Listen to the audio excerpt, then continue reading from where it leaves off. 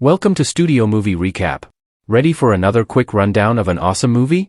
Let's dive right in, and if you enjoy, don't forget to like and subscribe for more recaps. Set in the 1950s, the story begins in the seemingly perfect town of Victory, located near the sun-scorched Californian desert.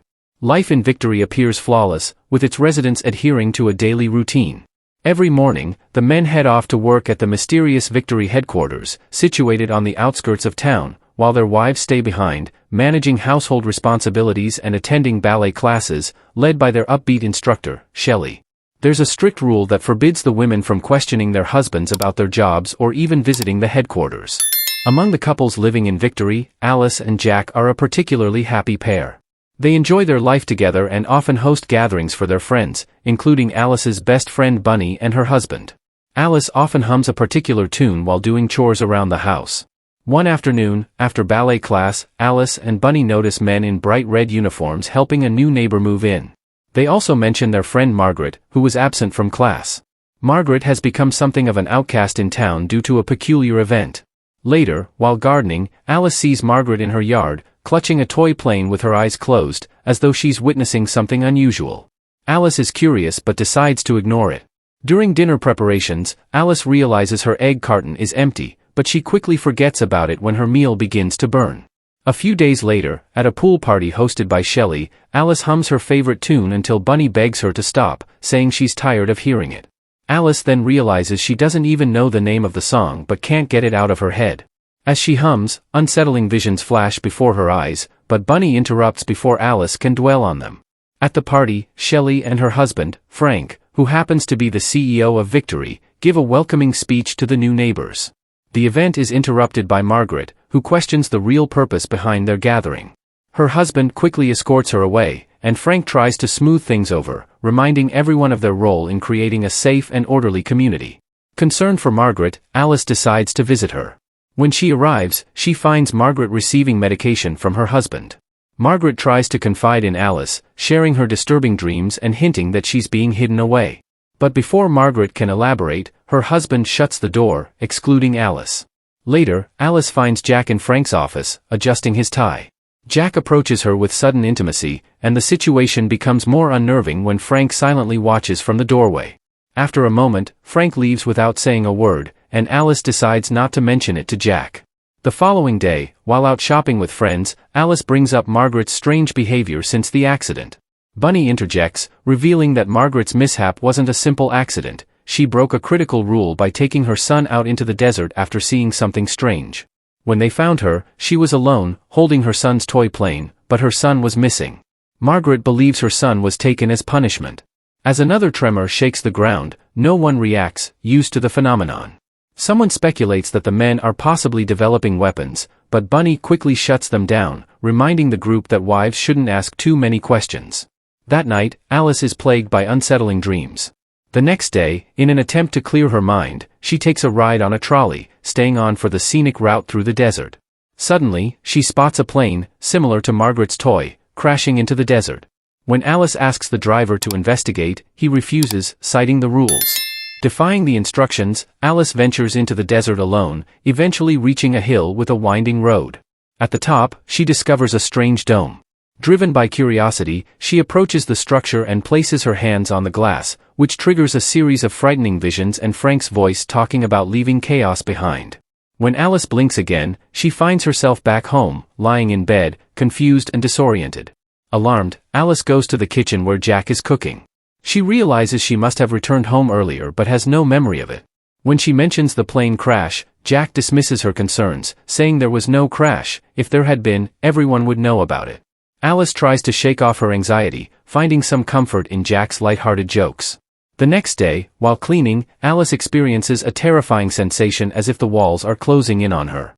She blinks, and everything seems normal again.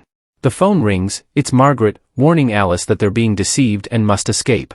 Unable to shake Margaret's warning, Alice attends ballet class, but things take a strange turn when her reflection in the mirror transforms into Margaret. At first, the reflection mimics her movements, but suddenly, Margaret starts banging her head against the glass. Alice screams in terror, but no one else seems to notice. When she turns around, Margaret is gone. Panicked, Alice rushes home and sees Margaret standing on her rooftop. Alice shouts for her to stop, but Margaret jumps, leaving Alice in a state of shock. Before she can react further, men in red uniforms arrive and drag Alice away. That evening, Alice tries to explain everything to Jack, but he dismisses her concerns, telling her that Margaret's husband insists she's fine and that she just had an accident while cleaning. Frustrated, Alice demands answers about Jack's job and Victory's secrets, but Jack warns her that asking too many questions could jeopardize their happiness. He leaves her alone for the night. Unable to sleep, Alice tries distracting herself with TV but starts hallucinating again, feeling as though she's drowning.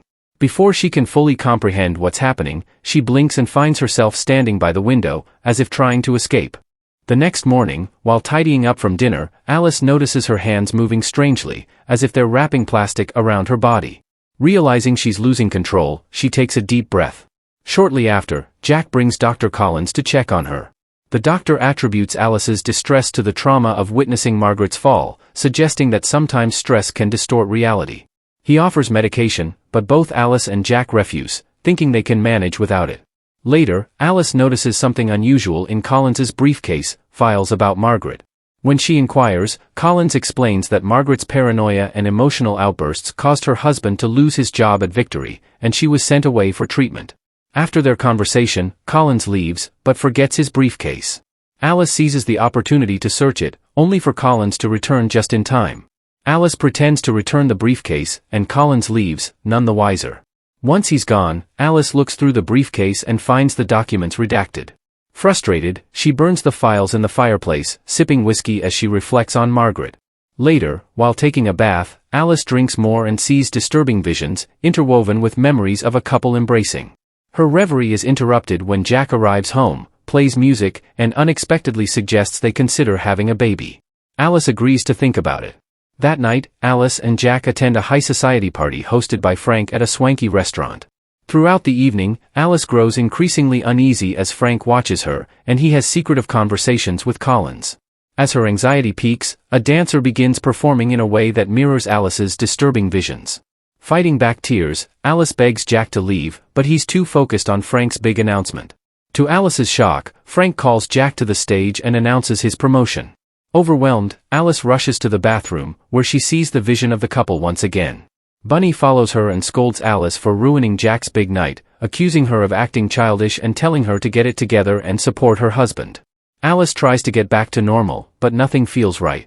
Days later, Jack hosts a dinner party at their home, with Frank and Shelley as guests. As Alice prepares the meal, Frank approaches her, expressing his admiration for her and saying he believes great men can only change the world by overcoming challenges. During dinner, Alice sits at the head of the table, directly across from Frank. As the conversation lightens, Alice abruptly interrupts, questioning everyone about their pasts before coming to Victory. She points out the eerie similarities in their stories and suggests they've all been conditioned to forget the truth, just like Margaret. Jack tries to stop her, but Frank encourages Alice to continue. Alice accuses Frank of manipulating everyone and creating a false reality. Calmly, Frank turns the tables, claiming Alice is experiencing the same mental breakdown that Margaret did and even implying that she had been in his bedroom. The guests grow uncomfortable, and Shelley, clearly upset, confronts Alice before storming out with the other guests. Frank, unimpressed, tells Alice he expected more from her, further fueling her frustration. When Jack returns, he chastises Alice for ruining his night, despite her pleas for understanding. She insists they need to leave before it's too late. After much back and forth, Jack finally agrees to leave with Alice. She hurriedly packs, and they get in the car to escape. But just as they're about to leave, Jack apologizes, and men in red uniforms appear, dragging Alice away as Jack breaks down in tears. Alice is taken to a hospital, where she undergoes electroshock therapy. During the painful procedure, she has visions of her real-life self and Jack, living in a modern-day world where Jack has lost his job and Alice works grueling hours as a doctor. Their relationship is strained, with Jack becoming resentful of Alice's exhaustion and lack of affection. Jack listens to Frank's podcast, which advocates reclaiming one's true self away from societal pressures. Alice wakes up in Victory's hospital, where Dr. Collins tells her she's been fixed. She returns to her daily routine, but something is still off. One evening, Jack comes home humming the same familiar tune Alice has been hearing. That's when she realizes that Jack from her visions is real, and that he's been working on Victory's project, a simulation created to give them a perfect life. The wives in Victory are part of this illusion, while their physical bodies remain in the real world. Jack takes care of Alice's body while working a menial job in reality, spending only a few hours each day in the simulation. Alice collapses under the weight of this realization. She confronts Jack, who admits he created the simulation because their real life was miserable, hoping to give them a fairy tale ending. Furious, Alice accuses Jack of stealing her freedom. Jack tries to gaslight her into believing she's losing her mind. To her horror, she learns the children in Victory aren't real either, they're part of the simulation, too. Desperate, Jack begs for her forgiveness, holding her so tightly that Alice struggles to breathe. In a last-ditch effort to escape, Alice grabs a glass and strikes Jack, knocking him out. She doesn't realize that death in Victory also means death in the real world. As Jack dies, Frank receives the news. Bunny arrives amidst the chaos, covering Jack's body and urging Alice to leave before it's too late.